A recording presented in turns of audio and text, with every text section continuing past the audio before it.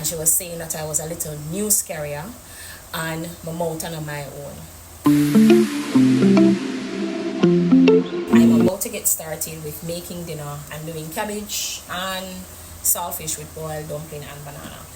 But I wanted to share the story with you guys. yeah, I wanted to share a story with you guys about overcoming your ability to speak up and developing the confidence to break out of your shyness. So when I was about 10 years old and in the 5th grade, I had a life-changing experience with the teacher. So back in my day, we had a stream system. So students were placed in the succeeding grade based on their average performance leaving the previous grade. And the 5th grade that I was placed in was the first stream. Getting tongue tied. It was the first stream. One day the teacher looked at a female student.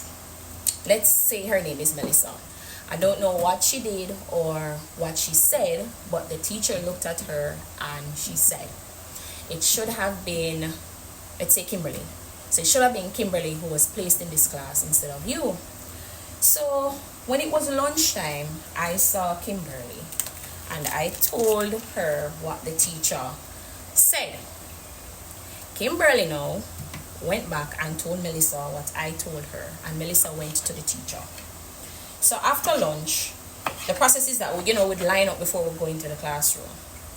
After everybody sat down, the teacher called me to come to the front of the classroom. So I got up, went to the front of the classroom, and she held up my left arm, and she gave me 5 very deep pinch. While she was pinching me, she was telling me I chat too much, and she was saying that I was a little news carrier and my mouth and on my own. Let me tell you something, man. I cried so hard because not only the pinch was hot, but I felt so embarrassed. I felt broken. I was very much ashamed. And I went home and I told my parents the same day. The next day now, my mother, my sister, my brother came up to the school, and the teacher, she denied everything. She said what I came home and I told them was a lie. But anyways, I don't know how the conversation ended and what the outcome was based on what my sister, brother, and talked to the teacher about. But she came back in the class and she looked at me and she said, if I beat you, bring your people them for come beat me. Them can't beat me. Well, while she was saying that, she was kind of, who the knife, but she was puffing up her chest and beating up her chest. But let me tell you something, man, I hated her so much. And she ruined my entire 5th grade experience. So much so that I failed maths, every exam, every test, and I don't even know how I ended up moving to the first stream in 6th grade.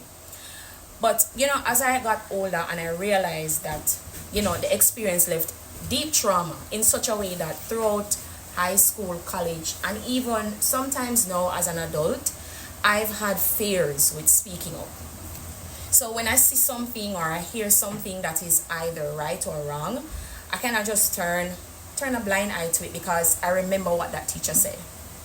I was 10 years old, and what I said was never wrong. What I did, what I said was never wrong. The teacher was the one that was out of line for telling another student that she didn't belong. That she didn't belong in that class. Another child belonged in that class instead of her, right?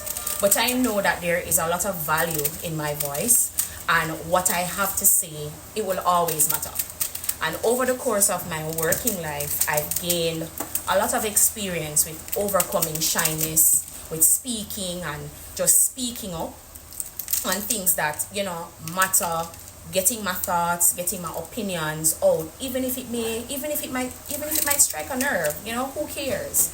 I know I was not created with a spirit of fear, and I'm walking with the divine right that God gave me, and I'll continue to work on owning that, right?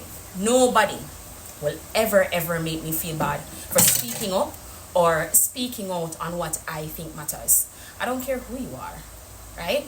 I don't know who this message will resonate with, but if I can work on overcoming these things, you can too. And those are some of the things that I'm teaching my son. I'm teaching my kids. I'm teaching him right here. And right? I still hit that teacher.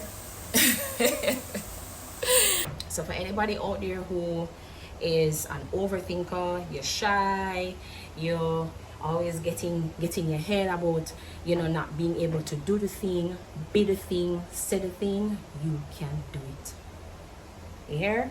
You can do it. Have enough confidence to know that you can. Just have faith and push out and do the thing. You don't need nobody a pumping and you say you can do it.